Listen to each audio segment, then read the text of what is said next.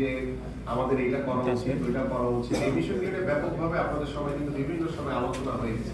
তো আমি যেহেতু এখন একটি দায়িত্বশীল চেয়ারে বসেছি এবং বসার পর থেকে আমার কাছে মনে হয় আমাদের সচিব সাহেব কিংবা আমার যে যুব এবং ক্রীড়া মন্ত্রণালয়ে যারা কর্মকর্তা রয়েছেন বা আমাদের যে ক্রীড়া পরিষদ কিংবা ক্রীড়া পরিদপ্তরে যারা কর্মকর্তা রয়েছেন, তারা নিজেরাই কিন্তু একটা পরিবর্তন দেখছেন। যে আগের যে কাজের যে গতিশীলতা ছিল সেটা থেকে তারা অনেক, আপনি শুনে অবাক হবেন যে এখানে আমরা মাঝে মাঝে রাত 9টা 10টা পর্যন্ত কাজ করি।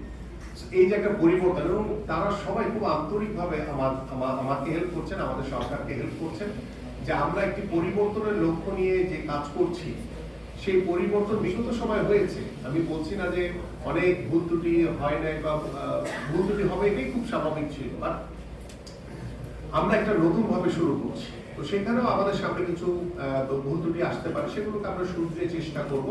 বাট আমার কথা সেটি হচ্ছে যে আমি যে উদ্যোগটি হাতে নিয়েছি, আমাদের সরকার যে উদ্যোগটি নিয়েছে, সেটা যাতে একদম প্রপার ওয়েতে, সেটা যাতে শুধু দেখানোর জন্য না হয়, সেটা বাস্তবিক অর্থেই আমি সেটার একটি বাস্তবিক রূপ এদেশের মানুষ এবং এদেশের ভবিষ্যৎ প্রজন্মের কাছে উপস্থাপন করতে চাই। এবং আজকে যেই কাজটি করছি সেটি হচ্ছে শুরু মাত্র, আমরা শুরু করছি। তো শুরু থেকে শুরু করে এটা শেষ পর্যন্ত, এবং এটাকে একটা নীতিমালার ইতিমধ্যে আপনাদের সামনে একটি নির্দেশিকা প্রদান করা হয়েছে। আপনারা সেটি পড়লে আপনারা বুঝতে পারবেন যে আমরা কোন প্রক্রিয়ার ভিতরে যাচ্ছি এবং এটা শেষ নাই, এটা চলমান থাকবে।